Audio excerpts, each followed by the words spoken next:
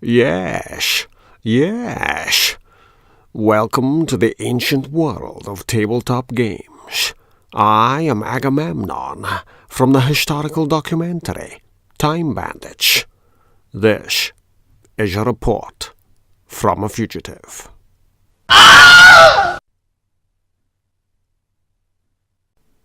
I showed before and after shots of warped figures in a video on checking games for components, and I even explained the process for fixing the warped effect, but I didn't show the procedure itself. You'll excuse me if I preserve my cameras from the effects of water and steam. Plastic figures warp. Warping is a production glitch. The models are easily fixed by dipping into warm water and then into cold water. These figures from the game alone suffered from warped weapons, the most common complaint, and a few warped bases as well. I was tempted to leave one of the weapons with a curve to show an exotic yet unwieldy science fiction stabber in the usual Star Trek trial by combat style that haunts TV shows to this day. But no, I dipped the pieces in warm water and returned the figures to their original factory settings. If you have a bunch of identical figures and want to mark a miniature out as the leader, then by all means, leave that one warped spear wielder bent out of shape and throw in a brighter metallic paint job on top. Your work here is done. Warped bases are rarely a problem, but they are far more annoying than warped spears are. Shugly figures sit poorly on the table. You pretend they are affected by an earthquake, but only twice. Once for the main event, and again for the aftershock. And that is a board gaming fact. Better to fix the problem with hot water. Swords, spears, rifles, alien antennae, all are fair game for warping. In the case of alien appendages, just say they are meant to be that shape. All for one for all. Even if this fellow appears a little drunk. The base is flat, but the musketeer is worse for the wine, I fear. No matter. We'll soon straighten him up with a bracing bath of warm water. Has it come to this? A ducking to sober the stray soldier? There are details easily spotted and just as easily taken care of.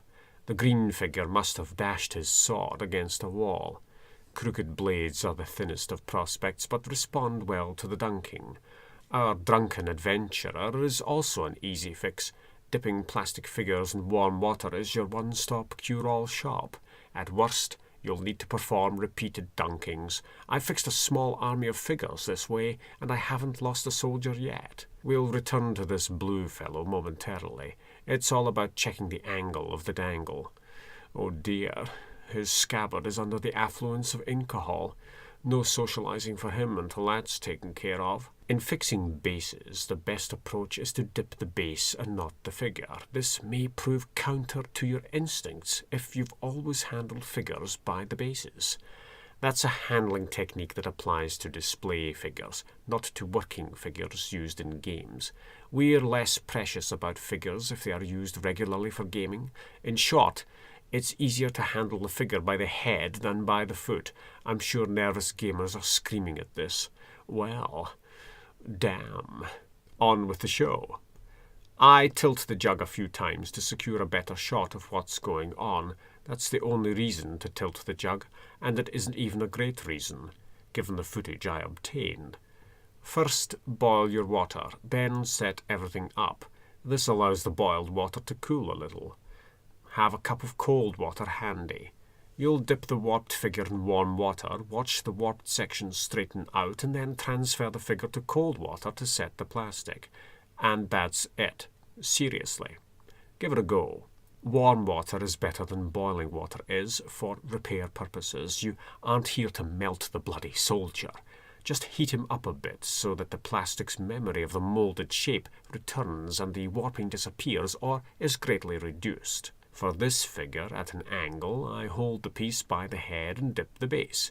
The correction is almost instant and easy enough to see. Then it's off to the cold water to cool the plastic back to a solid consistency. Job done.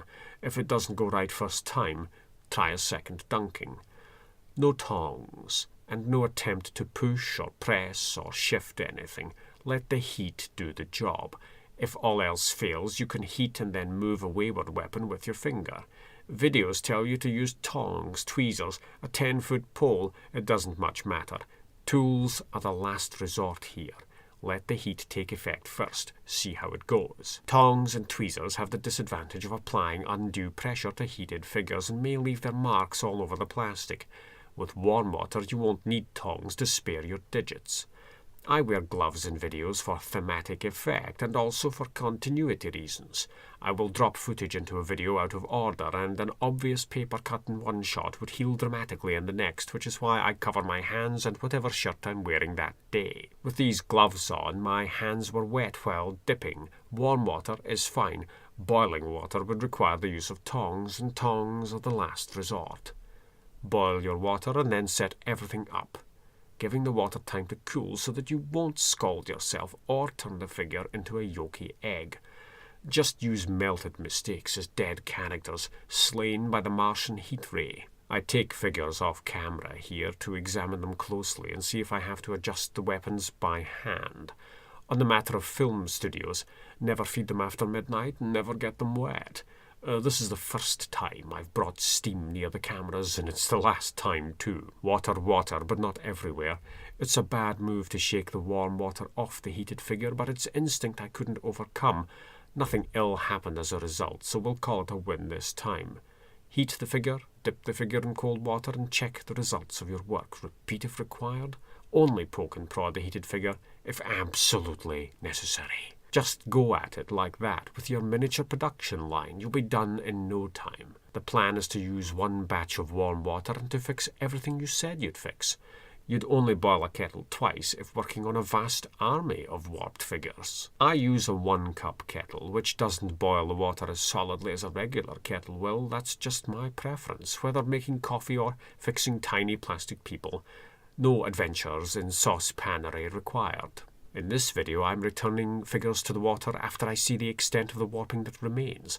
For a sword, it's obvious that the piece warps down the way, but you'll have to examine the figure at all angles to see if other warping needs seeing to. The heat takes the downward warping away, but there may be outward warping. Look at the figure from the front and again from the top down. If repeated dunking doesn't fix that extra warping, then you'll have to heat the figure and prod it gently with your fingers to get the weapon into its original molded shape. Normally, I'd use the overhead camera rig for these shots. It is separate from the table to avoid transfer of table bumps to the video, but the exposure of steam to the overhead rig was too much of a risk. So I used the Zen mount, which is attached to the table. I'd have to fall on top of this table rig to mess it up. 1 or 2 table bumps transfer to the video, but that's acceptable. It's illegal to make any gaming video on a table that has no cloth upon it. Here, the cloth serves as a shield, absorbing water should disaster occur. It's the only video with water in it, and if I had to record it again, I wouldn't angle the jug to gain a marginally better shot at the risk of flooding the cloth. I'd just concentrate on fixing the figures. Let's return to the lineup. Our drunken musketeer sobered up and is ready for action once more. Being a drunken musketeer earlier, he was ready for action then. As I placed the figure on the turntable, I saw one of his blades could do with straightening, so I prepared for another dunking. However, his main blade is fixed to his body by a peg. It's a detachable sword. In the finest tradition of lumbering players everywhere, I engaged clumsy mode and watched the sword fly through the air, cutting a swathe through an army of dust particles. The sword vanished on a mighty adventure into the underworld realms of beneath the table Hala, a very distant relative of Valhalla. I spent an age rooting around for the missing weapon, which clearly shot forward to the side. As all adventurers underground must, I reached for a torch. By torchlight I found nothing, squirming and crawling through many a cavernous passage under the table. Eventually I saw the missing weapon. It had ricocheted at the edge of my vision and went flying 4 feet back the way after diving forward. A feat of swordsmanship worthy of a musketeer, minus the actual swordsman. Equipment restored, our sober musketeer disappears into the crowd and can no longer be seen dancing at a jaunty angle. That may not be best for the story, but it's a damn sight easier on gameplay. Use warm water, not boiling. Let the water do the work. Examine the pieces from all angles. Repeat the heat treatment as needed. Only mold the piece with your fingers as a last resort. Familiarize yourself with these techniques on easy repairs before trying to fix any advanced problems.